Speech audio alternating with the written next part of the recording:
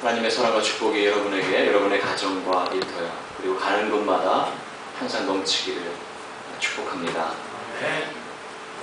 신종 후 대단히 위력적인 거 봅니다. 그 사이 사망자가 계속 늘어나고 있습니다. 앞으로 겨울이 오면 더 심각해질 수 있다고 합니다. 감기 예방, 가장 중요하면서도 기본적인 것이 바로 감염의 경로를 차단하는 것이죠. 되도록이면 사람들이 많은 곳엔 가지 말고 신체적인 접촉은 피해야 되는데 어떻게 그럴 수가 있겠습니까? 그래서 대안이 무엇인고 하니 가장 손쉽게 예방하는 방법은 손을 자주 씻는 것이라죠. 그 위생에 대해서 예수님이 살던 시대에도 관심이 많았습니다. 그런데 당시의 위생에 대한 관심은 우리의 동기와 관심에 우리가 가지고 있는 동기와 관심과 많이 다릅니다. 좀 더 심각했습니다. 아예 법으로 있었습니다. 손 씻는 것을 법으로 정해놓고 열심히 씻도록 했습니다. 종교적인 정결함과 관련이 있었기 때문입니다. 제가 여러 차례 설교를 통해서 이 정결법에 대해서 이야기를 드린 바가 있습니다. 철저하게 법을 지켰습니다. 500년도 더 된 법을. 오늘 말씀 마가복음 7장의 초반에도 3절에 보면 손을 부지런히 씻지 않으면 음식을 먹지 않았고, 그 다음에 4절에 보면 잔과 주발과 놋그릇도 심지어 씻었다 이렇게 나오죠. 얼마나 철저하게 정결법을 지켰는지 우리가 알 수 있습니다. 원래 의도는 예배드리는 사람들이 정결하게 예배드리기 위함이었습니다. 그런데 이 법이 사실은 사람들을 귀찮게 하고 심지어 속박했습니다. 왜냐하면 물론 자주 씻으면 좋지만 이스라엘이 그렇게 물이 풍족한 국가가 아니거든요. 물 구하기도 힘들고 건강에도 좋고 여러모로 씻으면 좋겠지만 실은 씻는 일이 쉽지 않았습니다. 수도 시설이 있던 것도 아니고. 저는 이 본문을 읽으면서 제가 갔던 멕시코 단기 선교 생각이 났습니다. 선교 센터를 새로 지었는데 수도 시설이 물론 있었습니다만 물이 나오다 말다 합니다. 그래서 물을 받아서 쓰더라고요. 커다란 탱크죠. 그러니까 거기다 물을 담아 놓는데, 여러분, 물을 담아 놓는 경우에 부작용이 있습니다. 물을 오래 담아 놓으면 거기 이끼가 낍니다.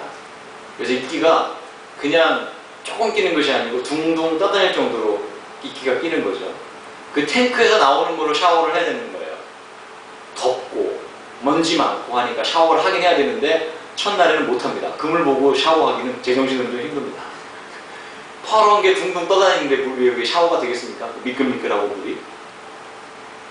그래도 한 사흘 지나면 이제는 뭐 더럽고 깨끗하고 없죠. 그거밖에 없으니까 그거 가지고 씻어야죠. 이스라엘은 더 심각했을 겁니다. 그리고 부자들의 경우에는 큰 그릇이 있었겠지만 가난한 사람일 경우에는 사실은 큰 그릇이 있으니 만무했고 깨끗한 것을 정수해서 쓴다는 것이 사실상 불가능했죠. 자, 그러다 보니까 오늘 말씀에 제자들이 손을 씻지 않고 떡을 먹었다고 했는데 당장 마실 물이 없는데 손을 씻고 떡을 먹을 정신이 없었을 것이고, 또 뭐 그릇에 담아서 먹으면 좋겠지만 세상에 그릇 가지고 다닐 만한 여유도 없었겠죠. 그런 상태에서 제자들이 손을 씻지 않고 떡 먹는 것을 바리새인들이 보았습니다. 바리새인들은 옛날 얘기한 바 있지만 율법주의자들이죠. 법을 잘 지켜야 되겠다. 언뜻 보면 괜찮은 사람들입니다. 법에 충실했으니까. 근데 그 법이 나중엔 자기 법이 되고 자기 편하자고 지키는 법이 되었죠. 자, 아무튼 떡을 손을 안 씻고 먹어서 문제가 되었습니다. 그러자 예수님께서 이렇게 말씀하셨습니다. 무엇이든지 밖에서 사람에게 들어가는 것이 능히 사람을 더럽게 하지 못한다. 여러분, 농담 같지만 사실 웬만큼 더러운 것은 우리 몸이 다 안에서 소독을 해준다죠. 그 위액이 얼마나 강력한지. 그리고 내성도 길러진다고 하죠. 그리고 실제로 너무 깔끔하게 살면 나중에 면역이 안 돼서 지저분한 곳에 가면 쉽게 감염이 된다고 합니다. 설령 음식이 문제를 일으킨다 해도 여러분 마음을 변화시키지는 못합니다. 그렇지 않습니까? 여러분이 짜장면을 먹고 배탈이 날 수 있겠죠? 하지만 뭐 짜장면을 먹었더니 마음이 까매졌다 이런 사람은 없지 않습니까? 요는 이겁니다. 마음의 문제인데 거칠에만 찌중했다는 거죠.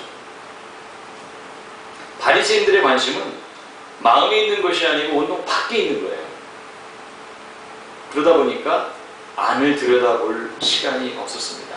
이것은 참으로 귀한 지혜를 저희에게 준다고 믿습니다. 사람 마찬가지죠. 겉모양만 보아서 판단해서는 안 되거든요. 집도 그렇죠. 여러분 집을 사보신 분들은 아시겠지만 겉은 멀쩡한데 속은 고칠 것 투성이인 집, 이런 집들은 기피 대상입니다. 맞지요? 이 원래 율법이라는 것이 어떻게 하면 깨끗하게 예배드리고 깨끗하게 먹고 그것에 관심이 있어서 생긴 것이었습니다. 중요합니다. 이것 또한 중요합니다. 그런데 겉모습에 너무 관심을 쏟다 보니까 정작 중요한 영혼의 문제와 마음의 문제에는 관심이 없더라는 얘기죠. 그래서 오늘 말씀 7장 초반부에 6절과 7절이죠. 마가복음의 저자는요, 이사야 선지자의 입을 빌어서 이렇게 한탄합니다. 이 백성이 입술로는 나를 존경하되 마음은 내게서 멀도다. 사람의 계명으로 교훈을 삼아 가르치니 나를 헛되이 경배하는도다. 이렇게 인용하고 있습니다.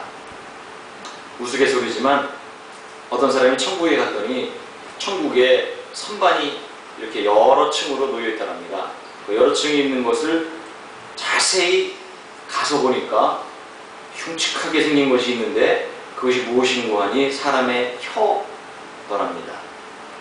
좀 끔찍하죠? 이런 얘기 들으면. 그래서 물었답니다. 관리하는 사람에게 이게 도대체 뭡니까? 그랬더니 이것은 사람의 혀인데 말로는 사랑하고 말로는 경건하고 했는데 몸이 따르지 못하여 혀만 오고 몸은 미쳐오지 못하였습니다. 이게 사실은 끔찍한 얘기인데 웃기기도 하죠? 여러분 그렇습니다. 마가복음 저자가 이야기하고 싶은 것은 바로 그것입니다. 진정한 경배, 진정한 예배, 진정한 희생, 그것은 겉으로 드러나는 것보다는 마음속에 있는 것으로 해야 되지 않겠느냐 라는 이야기를 우리에게 전해주는 거죠. 여러분 오늘 17절부터 19절까지의 말씀이 그 이야기를 우리에게 전해주고 있습니다.